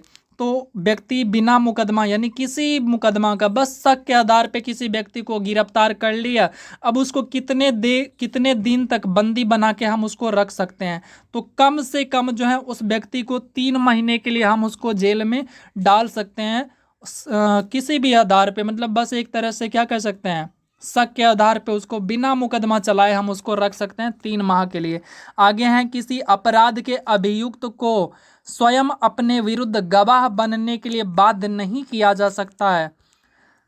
तो यहाँ पे कह रहा है कि बाध्य नहीं किया जा सकता है, भारतीय संविधान के किस अनुच्छेद में ये प्रावधान किया गया है। तो ये प्रावधान जो है आर्टिकल आपका 20 का 3 में कहा गया है। इसीलिए आपने देखा भी होगा कि जो मूवी सब में हम देखते हैं, जो कोर्ट वाला मूवी होता है जिसमें कोर्ट के मामले सब फैसला सब सुनाए जाते हैं, उसमें ये कहा जाता है कि जज के द्वारा आप अपने विरुद्ध गवाही नहीं दे सकते हैं। ये कहा जाता है, और आपने सुना भी होगा, आपने पढ़ा भी होगा, या फिर ये भी सुना जाता है, आप आसपास के अपने आस पड़ोस में सुने भी होंगे कि जो कोई मुजरिम होता है या अपराधी होता है, वो खुद एक गवाह नहीं बन सकता। उनको कोई ना कोई गवाही देने के लिए आसपास के लोग जाते हैं, उसके चाचा, नाना, दादा, काका जो भी हो, वो गवाही देने के लिए अलग से जाते हैं, क्योंकि वो खुद अपने आप को गवाह नहीं दे सकता। आगे चलते हैं 56 नंबर सवाल। 56 नंबर सवाल में आपसे निम्नलिखित में से किस एक प्रलेख को किसी व्यक्ति की स्वतंत्रता का महानतम रक्षक माना जा सकता है। प्रलेख का मतलब वही है, रीट है, जिसको आप समादेश कह रहे थे, तो वही है, रीट है। तो यहाँ पे कह रहा है कि किसको व्यक्तिगत स्वतंत्रता का महानतम रक्षक कहा जा सकता है, तो ये हो जाएगा आपका ये बंदी प्रत्यक्षीकरण, या इसी को हॉबियस कॉर्पस कहते हैं। आगे आपका भारतीय संविधान में सम्मिलित नीति निर्देशक तत्वों की प्रेरणा हमें किस संविधान से प्राप्त हुई है। इसकी अगर हम बात करें तो यहाँ पे आपका हो जाएगा नीति निर्देशक तत्व जो हमारे संविधान में एडॉप्ट किया गया है, तो वो किया गया है आयरलैंड के संविधान से किया गया। तो हम आ चुके हैं आपका राज्य के नीति निर्देशक तत्व भाग 4 में हम एंट्री कर चुके हैं। आगे चलते हैं, एक मिनट, कहाँ भाग गया रे, अरे बउआ काहे भाग जाए रे, चलिए आ गया। 57 नंबर, भारतीय संविधान में सम्मिलित नीति निर्देशक तत्व की प्रेरणा हमें किस देश से मिली है, तो ये तो हमें आयरलैंड से मिला। 58, निम्नलिखित में से कौन सा राज्य की नीति निर्देशक तत्वों में निहित है, मतलब राज्य के नीति निर्देशक तत्व के अंतर्गत आता है, ये कौन सा बात है। अगर इसकी बात करें तो यहाँ पे देखिए, राज्य के नीति निर्देशक तत्व के अंतर्गत आता है पुरुष और स्त्री दोनों का समान कार्य के लिए समान वेतन। ठीक है, अब ये नहीं कि पुरुष है तो उसको हम एक दिन के लिए अगर काम किया तो उसको 500 रुपये देंगे, और अगर महिला है तो इसको हम 400 रुपये देंगे। भाई अगर वो महिला जो है अगर चली गई श्रम न्यायालय, श्रम कोर्ट चली गई तो केस हो जाएगा। तो ऐसा काम मत करना, क्योंकि समान कार्य के लिए समान वेतन का अधिकार उनके पास मौजूद है। तो चलिए आगे चलते हैं। क्या यार बार बार, अच्छा बच्चा होके इतना।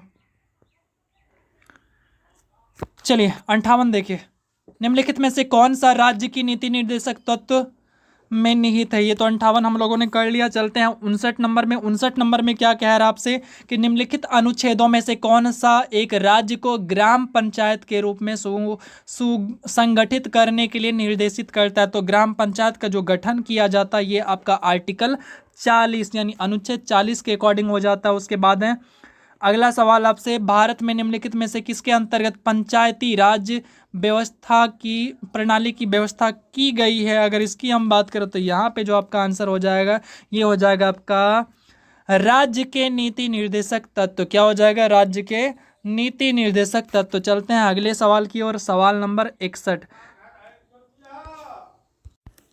तो 61 नंबर, संविधान के किस अनुच्छेद के द्वारा उद्योग के प्रबंधन में कर्मकारों यानी जो कामगार होते हैं, काम करने वाले वर्कर होते हैं की भागीदारी का प्रावधान किया गया है। तो इनकी अगर हम बात करें यहाँ पे तो 61, यहाँ पे आपका जो आंसर हो जाएगा वो हो जाएगा ऑप्शन नंबर बी 43A। क्या हो जाएगा, 43A। ठीक है, तो उसके बाद आगे बात करें तो यहाँ पे निम्नलिखित में से कौन सा एक राज्य का नीति निर्देशक तत्व सिद्धांत संविधान में बाद में जोड़ा गया। तो अगर हम इसकी बात करें तो यहाँ पे हो जाएगा आपका मुफ्त कानूनी सलाह, मतलब कानूनी सलाह आपको क्या मुफ्त में दिया जाएगा। ठीक है, आगे चलते हैं 63 नंबर सवाल। यहाँ पे आपसे क्या कह रहा है कि भारत के संविधान के अनुसार निम्नलिखित में से कौन सा देश के शासन के लिए आधारभूत है। तो यहाँ पे अगर हम आंसर की बात करें तो यहाँ पे आपका राज्य का नीति निर्देशक तत्व, यानी राज्य का नीति निर्देशक तत्व जो है हमारे देश के संविधान में ये क्या है, शासन के लिए आधारभूत है, मतलब ये बुनियादी ढांचा है। क्या है, ये एक बुनियादी ढांचा है। आगे अगर हम बात करें तो 64 नंबर सवाल, यहाँ पे आपसे कूटना है, मतलब सवाल को कूटना है। तो देखिए यहाँ पे क्या कह रहा है, यहाँ पे आपसे आर्टिकल दे रखा है, उसके बाद आपको मैच करना है। तो अगर यहाँ पे बात करें तो 40, आर्टिकल 40 में क्या है, ग्राम पंचायत का गठन। तो आप यहाँ पे सीधा सीधा देख रहे हैं ऑप्शन नंबर एक, एक में एक, ऐसे भी आप सीधा सीधा क्या कर सकते हैं, आप यहाँ पे मैच कर सकते हैं। चलिए ऑप्शन ही देख लेते हैं, एक में एक, और एक और जगह क्या है, सी में भी है और ए में भी है। तो आप ऑप्शन कौन सा चुनेंगे, तो आपको सारा का सारा पता होना चाहिए, तो हम इजीली यहाँ पे कर पाएंगे। तो देखिए हमारा जो क्या है, एक में है आर्टिकल 40, आर्टिकल 40 में है ग्राम पंचायत का गठन है। उसके बाद आर्टिकल 41 में क्या है, तो आर्टिकल 41 में आपका है समान नागरिक संहिता है, नहीं माफ करिएगा, एक मिनट।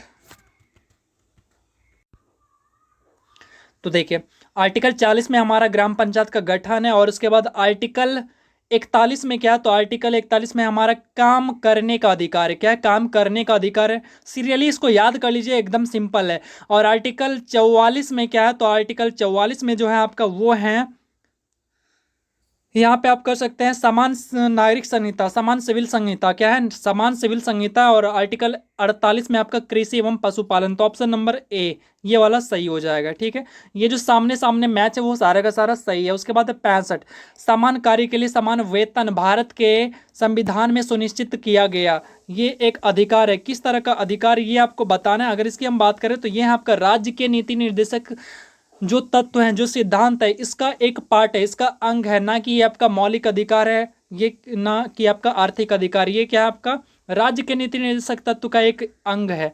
आगे चलते हैं आपका 66, 66 में क्या है, तो यह है आपका निम्नलिखित में से कौन सा राज्य एक नीति निर्देशक तत्व, निम्नलिखित में से कौन सा एक राज्य का नीति निर्देशक तत्व नहीं है। तो राज्य का नीति निर्देशक तत्व की अगर बात करें तो यहाँ पे आपका हो जाएगा क्या, तो यहाँ पे हो जाएगा आपका, देखिए मद्य निषेध। ये है, मतलब राज्य में मद्य निषेध सरकारें कर सकती है। गौ संरक्षण इसके लिए भी काम कर सकती है। पर्यावरण संरक्षण इसके लिए भी काम कर सकती है। लेकिन 14 से लेके 14 वर्ष तक के उम्र के बच्चों को निःशुल्क शिक्षा, ये तो हमारा शिक्षा का अधिकार जो कि 86वां संविधान संशोधन 2002 के अकॉर्डिंग जोड़ा गया था, तो ये आपका जो है शिक्षा का अधिकार में आ जाता है और मौलिक अधिकार में आ जाता है। तो ये आपका यहाँ पे राज्य के नीति निर्देशक तत्व में नहीं आएगा। तो अगर हम आंसर की बात करें तो यहाँ पे आंसर जो है आपका क्या हो जाएगा, ऑप्शन नंबर डी हो जाएगा। क्या हो जाएगा, ऑप्शन नंबर डी हो जाएगा। चलिए अगले सवाल की ओर चलते हैं। अगला सवाल है आपका यहाँ पे सवाल क्या कह रहा है आपसे, भारतीय संविधान के किस अनुच्छेद में राज्य के नीति निर्देशक तत्व का उल्लेख है। तो अगर राज्य के नीति निर्देशक तत्व के उल्लेख के बारे में बात करें तो देखिए आपको यह पता होना चाहिए, नागरिकता के लिए राज्य एवं संघ क्षेत्र, यानी भाग 1 के लिए आपका 1 से लेकर 4 तक, भाग दो में आपका क्या है, तो भाग 2 में नागरिकता है जो कि आपका 5 से लेकर 11 तक है। उसके बाद 12 से लेकर 35 तक क्या है, तो आपका मूल अधिकार है या मौलिक अधिकार है। उसके बाद 36 से लेकर 51 तक, ऑप्शन नंबर सी, 36 से लेकर 51 तक किसका जिक्र है, तो ये है आपका राज्य का नीति निर्देशक तत्व। उसके बाद वहाँ पे 51 के काम में आपका मूल अधिकार है। और कम से कम आपको इतना तो बेसिक पता ही होना चाहिए, जिससे क्या होगा कि आप किसी भी सवाल को इजीली सॉल्व कर सकते हैं। आगे चलते हैं 68 नंबर सवाल पे। 68 नंबर सवाल कह रहा है आपकी राज्य के नीति निर्देशक तत्व एक ऐसा चेक है जो बैंक की सुविधा अनुसार अदा किया जाता है, यह किसने कहा था। तो अगर ये हम स्टेटमेंट की बात करें तो यहाँ पे जो स्टेटमेंट दिया था ये दिया था आपका केटी शाह। किसने दिया था, केटी शाह ने दिया था। किसने दिया था, केटी शाह। ठीक है, याद रखिए। कैसे याद रखिएगा, तो चेक दिया आपको, किसने दिया चेक, तो शाह जी ने दिया। कौन सा शाह, तो आपको पता होगा हमारे यहाँ तो बस एक ही शाह का नाम फेमस है, वो है अमित शाह। ठीक है, यानी मोटा भाई के नाम से। आगे चलते हैं, भारत के संविधान के संदर्भ में निम्नलिखित कथनों पर विचार कीजिए। जाइए पहले विचार करके आइए, उसके बाद बताइएगा।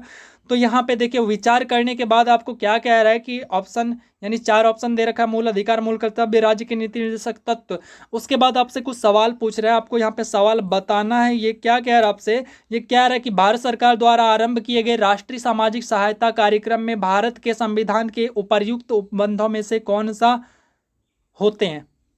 ठीक है, तो यहाँ पे आपको ये बताना है। अगर हम यहाँ पे आंसर की बात करें तो यहाँ पे आंसर वो सिर्फ आपका मूल कर्तव्य हो जाएगा। मतलब कि अगर भारत सरकार किसी भी तरह से कोई भी सामाजिक कार्य या कार्यक्रम शुरू करती है तो वहाँ पे क्या होना चाहिए, हमारा ना तो कोई मूल अधिकार होता है, ना ही कोई राज्य का नीति निर्देशक तत्व काम करता है। तो सामाजिक कार्यक्रम अगर कोई राज्य सरकार के द्वारा स्टार्ट किया जाता है तो हमें वहाँ पे हमारा कर्तव्य बनता है कि हम उसमें ज़्यादा से ज़्यादा सहयोग दें और उस कार्यक्रम को ज़्यादा से ज़्यादा क्या करें, लोगों तक पहुँचाएं एंड उसको क्या करें, हम सफल बनाएं। ये हमारा मौलिक कर्तव्य होता है, मूल कर्तव्य होता है। जैसे हमारे घरों में अगर कोई बड़े आदमी आते हैं हमारे घरों में, तो हम क्या करते हैं, हम सबसे पहले क्या कर लेते हैं, उनको प्रणाम करते हैं। क्या ये आपका मूल अधिकार है? जी नहीं, ये आपका मूल अधिकार नहीं है, ये आपका कर्तव्य है, ये आपका शिक्षा है, संस्कार है। तो उसी तरह से अगर सरकार के द्वारा हमारे राज्य में कोई क्या किया जाता है, अगर कोई कार्यक्रम, सामाजिक कार्यक्रम स्टार्ट किया जाता है तो हमारा कर्तव्य बनता है कि हम उनको क्या करें, ज़्यादा से ज़्यादा उनको सफल बनाने में मदद करें। तो हमारे यहाँ पे आंसर जो हो गया, ये हो गया आपका ऑप्शन नंबर बी, यानी यहाँ पे केवल बी हो जाएगा। ठीक है, आगे चलते हैं। आगे किधर, इधर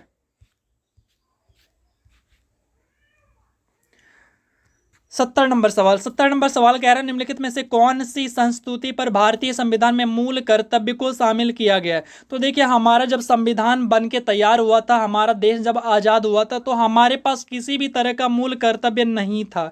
इस बात को आप याद रखिएगा कि किसी भी तरह का हमारे पास मूल कर्तव्य नहीं था। जो मूल कर्तव्य है इसको जो है बाद में जोड़ा गया था। तो कब जोड़ा गया था, तो 42वां संविधान संशोधन 1976 में जोड़ा गया था। उस समय जो है हमारे पास 10 मूल कर्तव्य जोड़े जाते हैं और उसके बाद जो है 10 मूल कर्तव्य ये किनके सिफारिश पर, तो ये जोड़ा गया था आपका स्वर्ण सिंह समिति के सिफारिश पर जोड़ा जाता है। 10 तरह के मूल कर्तव्य जोड़े जाते हैं। जिस मूल कर्तव्य बोलिए या मौलिक कर्तव्य बोलिए, दोनों एक ही चीज़ है, या फिर आप फंडामेंटल ड्यूटी बोलिए, सारे कुछ एक ही चीज़ है, बस आप भावनाओं को समझिए। तो ये जो है स्वर्ण सिंह समिति के सिफारिश पर 42वें संविधान संशोधन 1976 में इसको जोड़ा जाता है। सो इस बात को आप ध्यान में रखिएगा। तो और चलते हैं हम अगले सवाल की ओर। भारत के प्रत्येक नागरिक का कर्तव्य होगा, क्या कर्तव्य होगा कि प्राकृतिक पर्यावरण का संरक्षण एवं सुधार करें। तो ये कौन से आर्टिकल में शामिल है? अगर हम इसकी बात करें तो यहाँ पे जो आपका राइट आंसर होने वाला है वो होने वाला है 51 का ये का है, एक मिनट।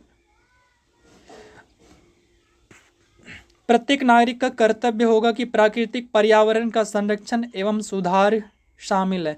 तो ये हमारे अकॉर्डिंग से आर्टिकल किस में आना चाहिए, आर्टिकल 48A में आना चाहिए। लेकिन जो सर का आंसर है, सर के आंसर के अकॉर्डिंग क्या है, आपका 51 का दे रखा है, जो कि शायद रॉन्ग है। ठीक है, बाकी आपका ये आंसर यहाँ पे यही हो जाएगा। और कर्तव्य की बात कर रहा है ना, तो कर्तव्य में जी नहीं, बिल्कुल सही है, आपका यहीं पे हो जाएगा 51 का में आ जाएगा। ठीक है, जो आपका 48 है ना, 48 है, उसमें आपका राष्ट्रीय धरोहर एवं स्मारक की सुरक्षा है। और उसके बाद 48 में आपका कृषि एवं पशुपालन है। तो ये सही हो जाएगा, आपका कर्तव्य की बात किया है तो कर्तव्य तो हमारा 51 का में ही आता है। सही है, चलिए आगे देखते हैं। एक नागरिक के मूल कर्तव्य में से निम्नलिखित में से कौन सा कर्तव्य सम्मिलित नहीं है। तो मैंने बताया था कि जो मूल मतलब जब 42वां संविधान संशोधन स्वर्ण सिंह समिति के द्वारा 1976 में लाया गया था, तो उसके द्वारा जो है 10 तरह के मूल कर्तव्य जोड़े गए थे। लेकिन बाद में जो है एक और मूल कर्तव्य जोड़ दिए जाते हैं, और जो कि आपका था वो प्रत्येक प्रत्येक अभिभावक 6 से लेकर 14 वर्ष तक के बच्चों को मतलब पढ़ने के लिए विद्यालय अवश्य भेजें। ये एक मूल कर्तव्य था जो कि 2002 में जोड़ा जाता है, और ये भी आपका 11वें के रूप में जुड़ जाता है मूल कर्तव्य के रूप में। अब उन 11 में से यहाँ पे 4 ऑप्शन दे रखे हैं, तो इनमें से कौन सा एक नहीं है मूल कर्तव्य, तो ये बताना है। अगर हम यहाँ पे आंसर की बात करें तो यहाँ पे देखिए, पहले हम देख लेते हैं।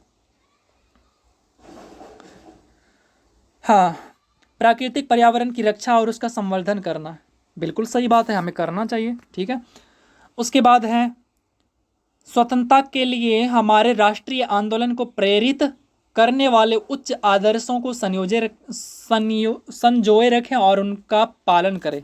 ये भी सही बात है। जैसे हमारे महात्मा गांधी, हमारे राष्ट्रीय आंदोलन में भाग लिए, तो उनसे हम प्रेरित हैं, तो उनके आदर्श को हम फॉलो करते हैं कि नहीं, गांधीवादी विचार को हम फॉलो करते हैं और उनके आदर्शों को हम पालन करते हैं, और उनका जो भी चीज़ जुड़े होते हैं उनको हम क्या करते हैं, संजो के रखते हैं। तो ये चीज़ हमें करना चाहिए, बिल्कुल करना चाहिए। उसके बाद है अस्पृश्यता मिटाने की ओर प्रयास करें। तो ये बात जो है आपका मौलिक कर्तव्य में नहीं शामिल है, ठीक है, 11 में से ये शामिल नहीं है। तो आपका जो यहाँ पे राइट आंसर होने वाला है वो कौन सा हो जाएगा, तो वो राइट आंसर आपका ऑप्शन नंबर सी हो जाएगा। चलिए आगे अगर हम बात करें तो अगला सवाल आपसे 73 नंबर सवाल यहाँ पे क्या कह रहा है, भारतीय संविधान में कितने मौलिक कर्तव्य शामिल हैं। तो अभी की बात कर रहा है, तो अभी तो हमारा 11 है, लेकिन पहले 10 था। कब, जबकि हमारा स्वर्ण सिंह समिति के द्वारा 1976 में जोड़ा गया था, तो उस समय 10 था, ठीक है, इस चीज़ को ध्यान रखिएगा। लेकिन अगर आपसे कह दे कि हमारे मूल संविधान में जब हमारा संविधान लागू हुआ तो उस समय कितने मौलिक कर्तव्य था, तो उस टाइम एक भी नहीं, लड्डू था। इस सवाल को अच्छे से छाप लेना, अच्छे से, ठीक है। आगे चलते हैं, अगला सवाल है आपका 74 नंबर सवाल, संविधान में मौलिक कर्तव्यों को कब सम्मिलित किया गया। तो ये कब सम्मिलित किया गया, अभी थोड़ी देर पहले मैंने बताया था 1976 में स्वर्ण सिंह समिति के सिफारिश पर 10 जोड़े गए थे। उसके बाद है 75 नंबर सवाल, भारतीय संविधान के किस अनुच्छेद में 42वें संविधान संशोधन विधेयक द्वारा मूल कर्तव्य को सम्मिलित किया गया। तो मूल कर्तव्य को जो सम्मिलित किया गया था वो था 75 का बी, यहाँ पे 51 का ए, ठीक है। अनुच्छेद कौन सा था, तो अनुच्छेद 51 का ए था। और भाग कौन सा था, तो भाग था 4 का क था। भाग कौन सा था, तो भाग 4 का क था। इसको भी ध्यान रखिएगा, दोनों बातें आप अच्छे से दिमाग में खोपड़ी में डाल लीजिएगा। आगे है आपका अगला सवाल, भारत के यानी 75 नंबर सवाल, भारत के संविधान के किस भाग में मौलिक कर्तव्य का उल्लेख है। मौलिक कर्तव्य की उल्लेख की अगर बात करें तो अभी तुरंत मैंने बताया, तो ये भाग 4 में हो जाएगा। कौन सा, तो भाग 4। अरे भाई उल्टा लिख दिया इसने, तो यहाँ पे सी नंबर होना चाहिए था। अगर सी नंबर है नहीं तो मतलब 4A लिखना था इसको, लेकिन इसने 6A लिख दिया, तो ये वाला तो गलत हो गया, ठीक है। अब भाग 4 का यहाँ पे क कर लो, ठीक है, भाग 4 का, इसको आप सुधार कर लो। आगे चलते हैं 77 नंबर। इसकी अगर बात करें 77 नंबर, निम्नलिखित में से कौन सा तत्व भारतीय संविधान के भाग 6A में वर्णित नहीं है। रे भाई प्रिंटर करने वाला, प्रिंटिंग थोड़ा सा देखा करो। यहाँ पे 4 लिखिएगा, 4, ठीक है, 4A। तो 4A में कौन सा शामिल नहीं है, तो देखिए, राष्ट्रीय ध्वज का आदर करना शामिल है, भारत के सभी लोगों के मध्य भाईचारे का भाव विकसित करना ये भी शामिल है, अपने माता पिता और गुरुजनों का आदर करना, ये बातें हमारे संविधान में लिखा हुआ नहीं है।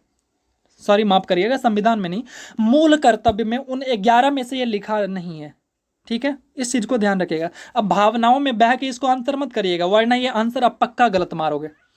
चलिए आगे चलते हैं, अगले नंबर सवाल नंबर 78। यहाँ पे क्या कहा गया कि निम्नलिखित युग्मों में से कौन सा एक सुमेलित नहीं है। अगर इसकी हम बात करें तो कौन सा सुमेलित नहीं है, तो यहाँ पे देखिए, भाग 2 में नागरिकता, बिल्कुल सही बात। भाग 3 में मौलिक अधिकार, बिल्कुल सही। भाग 4 में राज्य के नीति निर्देशक तत्व, बिल्कुल सही। लेकिन भाग 5 में मूल कर्तव्य नहीं है, तो भाग 4 में है मूल कर्तव्य। Answer number 4। 79 नंबर सवाल, यहाँ पे सवाल है आपसे, निम्नलिखित में से कौन सा एक मौलिक कर्तव्य नहीं है। राष्ट्रगान का सम्मान करना है, राष्ट्रीय संपत्ति का बचाव करना है। आपने देखा भी होगा, आप रेलवे में अगर करते होंगे, वो सफ़र करते होंगे, तो उसके बॉगी में लिखा रहता है, यह आपकी रेलवे आपकी संपत्ति है, आप इसकी रक्षा स्वयं करें, ठीक है। तो हम लोगों के मन में एक ख्याल भी आता है, तो क्यों ना हम रेलवे को उठा के अपने घर ही ले चलते हैं, है कि नहीं। तो वहाँ पे आपने ये चीज़ देखा होगा। तो राष्ट्रीय संपत्ति का हमें क्या करना चाहिए, बचाव करना चाहिए, तो ये मूल कर्तव्य हैं। आगे राष्ट्रीय महत्व के स्थान और स्मारकों की रक्षा करना, ये आपके अधिकार में, ये आपके कर्तव्य में नहीं है, ये आपके कर्तव्य में नहीं है, बस इसको देखिएगा, भावनाओं में मत बहिएगा, ठीक है। तो आपका आंसर हो गया ऑप्शन नंबर सी। आगे चलते हैं, अगला सवाल आपसे, लास्ट सवाल इस मैराथन का, और इसके बाद आपका मैराथन 2 आएगा, और उसमें फाइनली जो है आपका पूरा का पूरा पार्ट कंप्लीट हो जाएगा, और थोड़ा बच भी जाएगा तो मैं तीसरा पार्ट में पूरा पॉलिटी कंप्लीट हो जाएगा। उसके बाद 80 नंबर सवाल है आपसे, यहाँ पे क्या कह रहा है कि निम्नलिखित में से एक किस एक का संरक्षण भारतीय नागरिक मूल कर्तव्य है। तो अगर हम इसकी बात करें तो यहाँ पे है आपका वन्य प्रणाली हो जाएगा, यानी वन्य जो प्रणाली है इसका रक्षा करना हमारे कर्तव्य में शामिल है, हमारे जो कर्तव्य हैं उसमें शामिल है, बाकी चीज़ हमारे उसमें शामिल नहीं है। तो यहाँ पे ये था आपका पूरा का पूरा मैराथन कंप्लीट हो जाता है। अब मैं बात करता हूँ कि ये जो पीडीएफ है, आपको पूरा का पूरा पीडीएफ जो है मैं आपको डिस्क्रिप्शन में इसका लिंक दे दूंगा, और टेलीग्राम में मैं इसको सीधा सीधा प्रोवाइड करा दूंगा। आप क्या करना, हमारा टेलीग्राम ज्वाइन कर लेना। टेलीग्राम कैसे ज्वाइन करेंगे, डिस्क्रिप्शन में लिंक दिया हुआ होगा। बाय चांस अगर डिस्क्रिप्शन में जो लिंक है वो ओपन नहीं होता है तो आप क्या करना, टेलीग्राम में जाना और सर्च करना। क्या सर्च करोगे तो देखिए मैं लिख देता हूँ यहाँ पे, @EXAMPUR, और बिना स्पेस, कोई स्पेस नहीं है, उसके बाद लिखिए BHAIYA, ये पूरा क्या लिखा है, एग्जामपुर भैया। आप इसको सर्च करना तो आपको वहाँ पे जो चैनल आएगा आप उसको ज्वाइन कर लेना, तो वो हमारा टेलीग्राम में आपको वहाँ पे खान सर का पूरा नोट्स प्रोवाइड कर दिया जाएगा। ऑलरेडी वहाँ पे किया हुआ है, और आपको वहाँ पे सारा का सारा जो है मिल जाएगा, फ्री ऑफ कॉस्ट मिल जाएगा। तो चलिए इस महा मैराथन को आप ज़्यादा से ज़्यादा लोगों तक शेयर करिए। अगर आप में जज्बा हो, जुनून हो एसआई बनने की, दरोगा बनने की, तो आप जो हैं अगला सेशन के लिए भी तैयार रहना, और आप हमें कमेंट करके बताना कि ये आपको कैसा लगा। तो चलिए मिलते हैं फिर अगली वीडियो में, तब तक अपना ख्याल रखना। जय हिंद, जय भारत।